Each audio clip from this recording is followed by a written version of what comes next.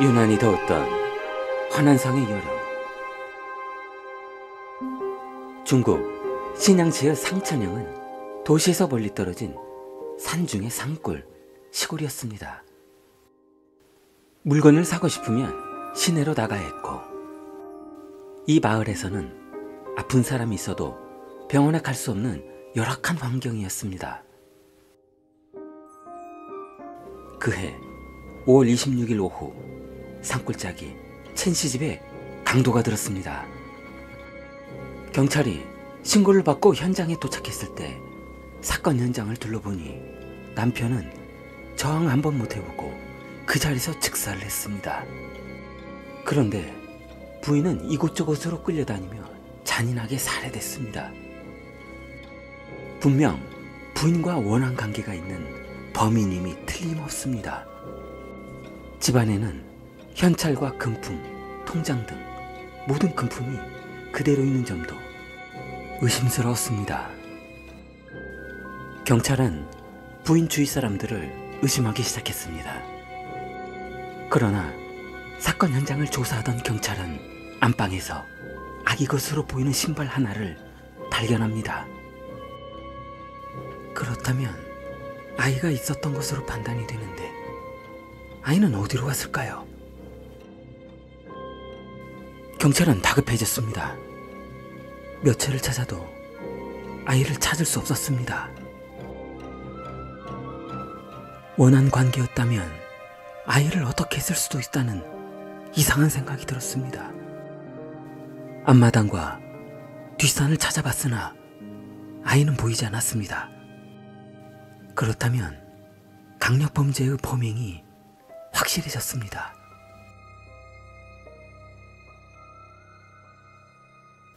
2001년 3월 봄, 의료시설이 없던 사청현에 떠돌이 의사 하나가 방문했습니다. 의사 면허증이라고 해봐야 청진기와 가방이 전부인 무면허 의사입니다. 중국은 실제로 이런 무면허 의사가 내진을 하고 있었어도 단속할 여력이 안 됐습니다.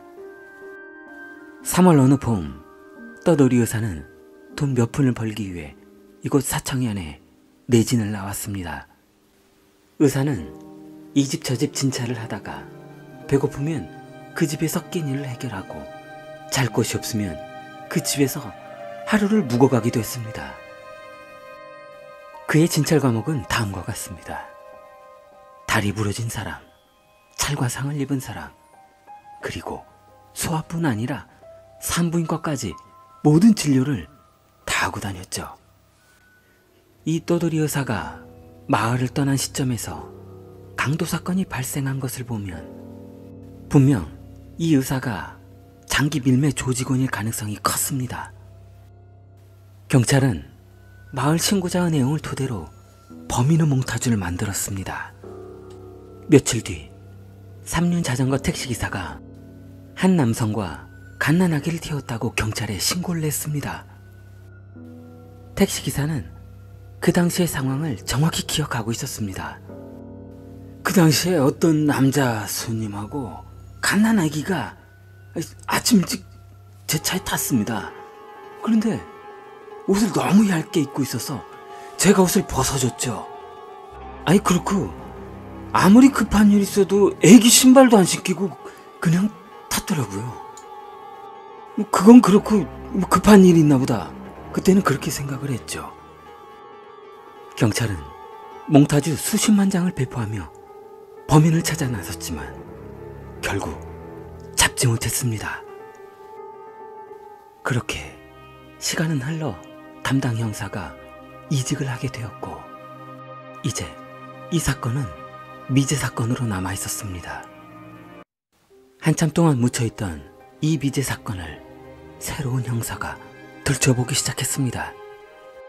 사건을 들춰보던 중 흥미로운 점을 발견하고는 다시 조사하기 시작했습니다. 20여 년이 지난 지금도 몽타주로 범인을 잡는다는 건 우스운 일이었죠. 담당 형사는 살해된 부모 친척을 설득해서 관의 뚜껑을 열었습니다. 관 속에 들어있는 부모의 신체 일부를 가지고 DNA를 채취했습니다. 전국에 등록되어 있는 모든 아이의 DNA와 대조를 했습니다.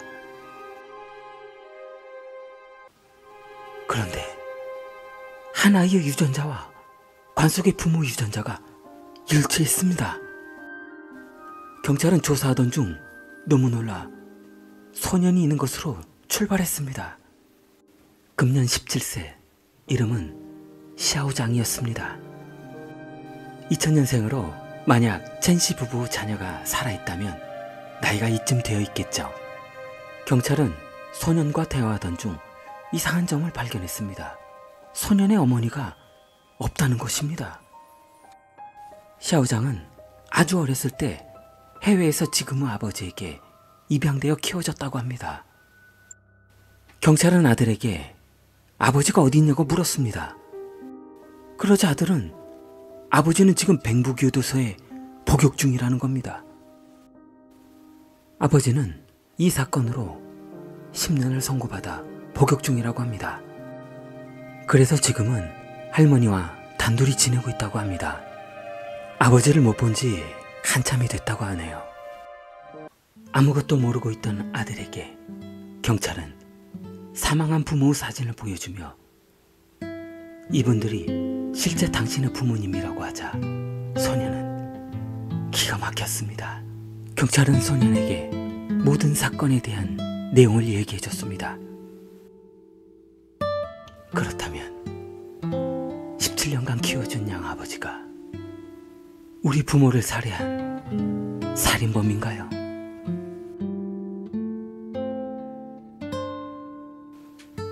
내가 어렸을 때 아버지가 항상 하신 말씀이 있습니다.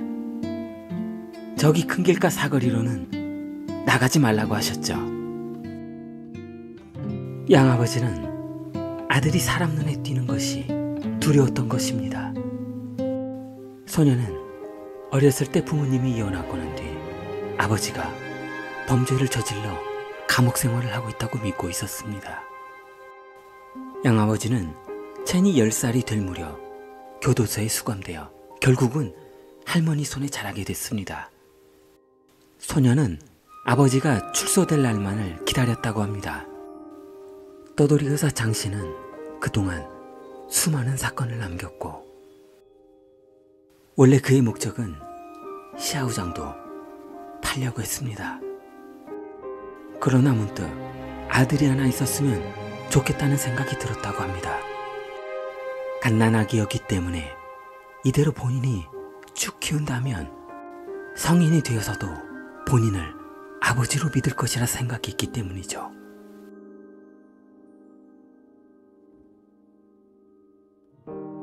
떠돌이 의사는 범행 며칠 전부터 그 집에 아이가 있는 것을 확인해 두었습니다. 그리고는 첸씨 집의 식구들을 진료하는 것처럼 하며 며칠을 묵었던 겁니다. 그렇게 해서 친분을 쌓았죠. 떠돌이 의사는 그 집에 머물며 적절한 때를 기다렸습니다. 부부가 잠든 사이 남편을 제거하고 아이를 데리고 몰래 나오려고 했습니다. 떠돌이 의사는 미리 준비해둔 도구로 잠자고 있는 아버지를 한 번에 끝냈습니다. 조용히 아기를 안고 집 밖으로 나오려는 순간 어머니가 눈을 번쩍 떴습니다. 그놈 옷자락을 잡고 매달렸습니다. 소름 돋았던 떠돌이 의사는 아이 엄마를 떨치려고 몸부림을 쳤으나 뜻대로 되지 않았습니다. 그러자 아버지를 해쳤던 도구로 다시 어머니를 내리쳤습니다. 사경을 헤맬 때까지 그놈의 옷자락을 놓지 않았고 무서웠던 떠돌이 의사는 어머니를 질질 끌고 숨이 멎은 후에야 도망 나올 수 있었습니다. 그래서 몸부림치던 어머니는 비참한 저를 맞았던 겁니다. 경찰은 양아버지가 수감되어 있는 형무소로 향했습니다. 아들의 입양 과정을 묻자 아버지는 대답을 하지 못했습니다. 장 씨가 아들 입양 과정을 설명하지 못하자 경찰은 장 씨가 범인임을 직감했습니다. 경찰은 준비해둔 20년 전 몽타주를 책상 위에 올려놨습니다. 장 씨는 한동안 얼음장처럼 굳어 있었고 마음의 정리를 한 뒤 그는 입을 열었습니다. 그리고 20년 전 사건에 대한 진실을 말하기 시작했습니다. 샤오장은 양아버지에 대한 진실을 알고 난 뒤 그 집에서 당장 나왔습니다. 그리고 돌아가신 아버지의 성을 따라 첸으로 개명했습니다. 출소가 얼마 남지 않았던 양아버지는 이번 사건은 살인범으로 밝혀지면서 또다시 재판이 시작되었습니다. 영원히 미제 사건으로 남을 뻔한 이번 사건은 한 형사가 미제 사건 파일을 들춰보던 중 정말 우연한 기회에 해결된 사건입니다. 좋아요, 구독 부탁합니다. 길리였습니다.